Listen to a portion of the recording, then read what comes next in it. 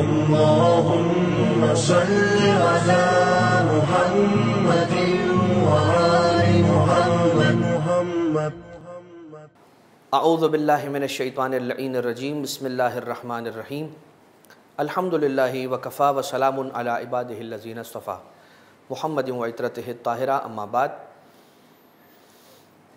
فقد قال اللہ سبحانہ وتعالی فی محکم کتابہ ومتقن خطابہ وہو اصدق القائلین. بسم اللہ الرحمن الرحیم. وعلی اللہ فلیتوکل المؤمنون.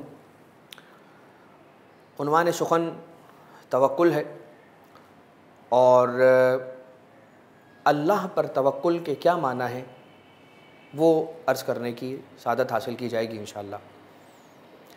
انسان اس دنیا کے اندر اپنا معاملہ، اپنا کیس کسی ایسی اتھارٹی کے پاس لے کر جاتا ہے کہ جو اس کے بہاف پر لڑے، اور اس کا مدعا عموماً جو ہماری کورٹس کے اندر ہوتا ہے جج کے سامنے پیش کرے.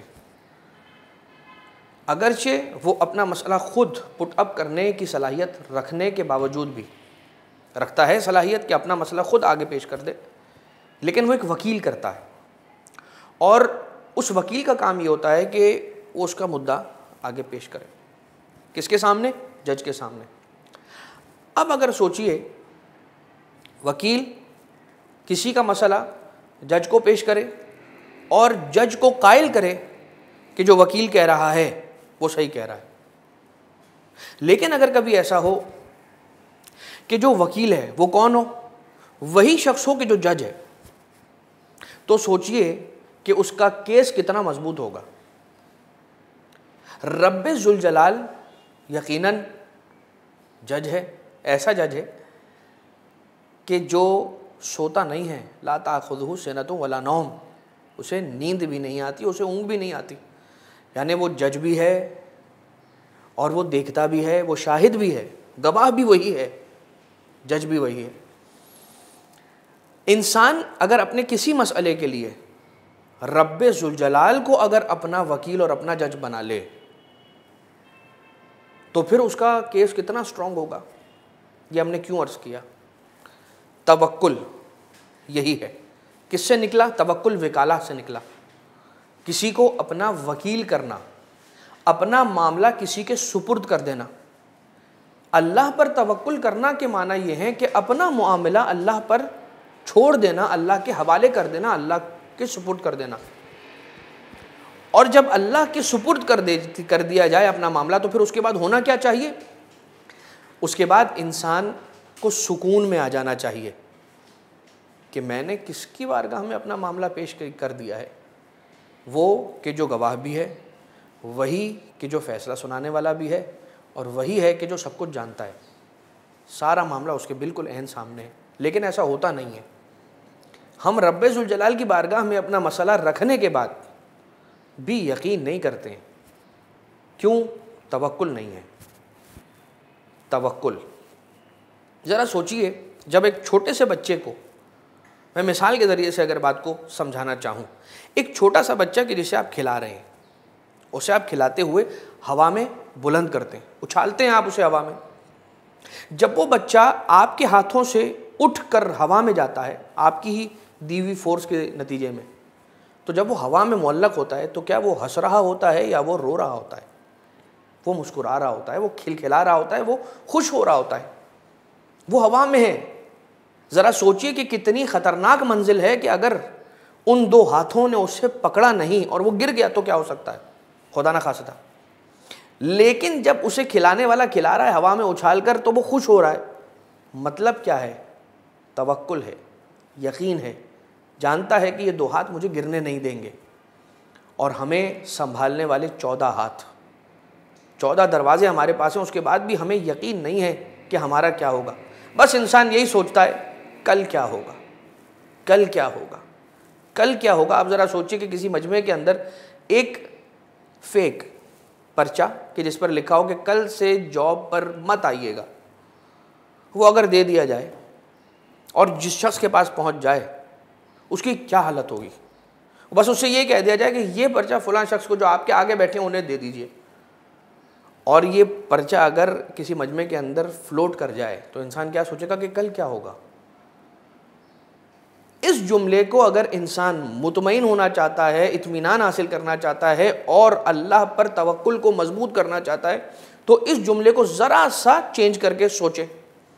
یہ نہ سوچے کہ کل کیا ہوگا، یہ سوچے کل کیا ہوا تھا، اور اس سے پہلے کیا ہوا تھا، اور اس سے پہلے کیا ہوا تھا، اور اس سے ایک دن پہلے کیا ہوا تھا. ایک انسان اللہ کا رزق کب سے کھا رہا ہے؟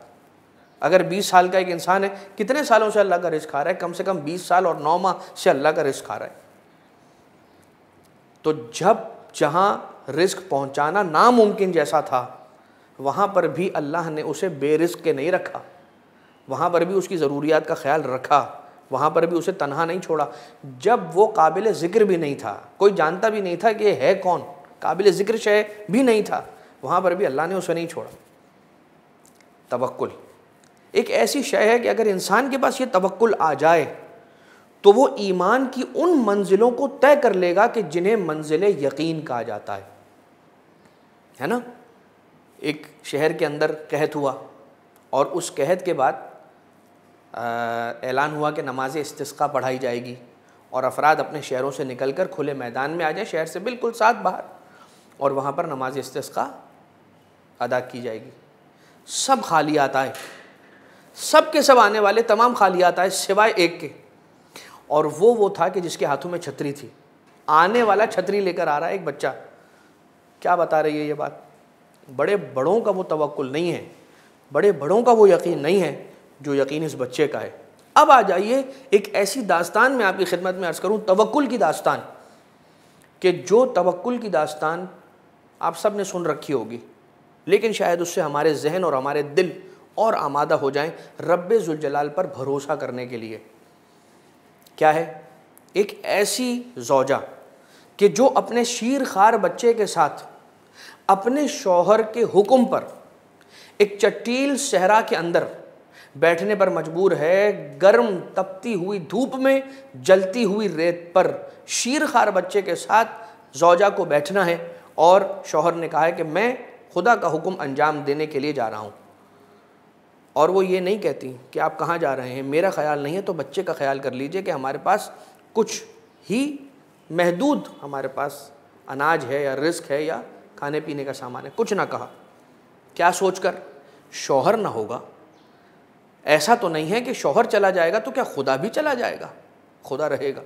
اور جس کے حکم کو انجام دینے کے لیے حضرت ابراہیم علیہ السلام جناب ہاجرہ کو شیر خوار حضرت اسماعیل علیہ السلام کے ساتھ چھوڑ کر جا رہے ہیں، تو ہوا کیا کہ حضرت اسماعیل علیہ السلام کو پیاس لگی. اب بابا وہاں پر نہیں حضرت ابراہیم، مگر توکل اس بی بی کا یعنی کہ جناب ہاجرہ کا اتنا پختہ ہے اور اتنا اسٹرانگ ہے کہ یقین رکھا، مگر توکل کے ساتھ کوشش بھی ترک نہیں کی. اور ایک مرتبہ کوشش کرنے کے لیے دوڑی ہے 2 پہاڑیوں کے درمیان. میں یہ کہوں گا کہ توکل ہی کر لیتی اور اسی توکل پر پروردگار عالم عطا کر دیتا، لیکن اگر صرف توکل پر اللہ تعالیٰ عطا کر دیتا جناب ہاجرہ کی دوڑ کے بغیر، تو انسانوں میں ایک بڑی تعداد ہوتی کہ جو توکل کے نام پر محنت سے دور ہو جاتی اور بغیر محنت کے اللہ سے رزق حاصل کرنے کی کوشش کرتی. اللہ نے کہا میں تجھے دوں گا، توکل نہ کرنے والے کو 2 روٹیاں دوں گا، اور توکل کرنے والے کو بچے کو کتنا پانی چاہیے ہوتا ہے؟ چند قطرے پانی. اور جناب ہاجرہ چونکہ توکل اتنا بڑا ہے لہٰذا اجر بھی اتنا بڑا ہے، چاہیے تھا 2 قطرے پانی اور پروردگار عالم نے عطا کر دیا پورا زمزم کا کنواں. چاہیے تھا ایک بچے کے لیے اور سیراب ہو رہی ہیں امتیں. یہ دوڑ لگائی تھی ایک ماں نے اپنے بیٹے کی پیاس کو بجھانے کے لیے، لیکن اب وہ دوڑ اس عبادت کا ایک واجب رکن بن چکی ہے صحیح کے نام پر کہ جو صحیح نہیں کرتا ان 2 پہاڑیوں کے درمیان اس کا عمرہ اور اس کا حج مکمل نہیں ہوتا. یہ اللہ نے بتا دیا توکل کا نتیجہ. اور توکل کیسا توکل، یقین کیسا یقین؟ اس پر یقین کرنے کا کہہ رہا ہوں کہ جو دلوں کو بدل دینے والا ہے، دلوں کو موڑ دینے والا ہے، مقلب القلوب ہے.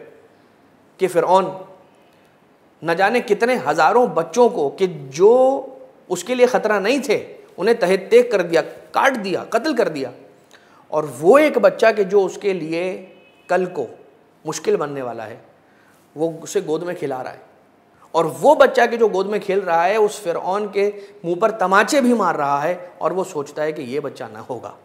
دلوں کو بدل دینے والے رب ذوالجلال پر توکل کیجئے اور یہ سوچئے کہ ہم کچھ نہ کر سکے، رب ذوالجلال کے ہاتھوں میں تو کائنات کا نظام ہے۔ اے خدا ہمیں اپنے اوپر خود پر توکل کرنے والوں میں شمار فرما۔ رب ذوالجلال تجھے ہمیں اب تیری ذات پر بھروسہ کرنے کی توفیق عنایت فرما اور ایسا بننے کی توفیق عنایت فرما کہ جیسا تو ہمیں دیکھنا چاہتا ہے۔ وآخر دعوانا ان الحمدللہ رب العالمین۔ اللهم صل على محمد وآل محمد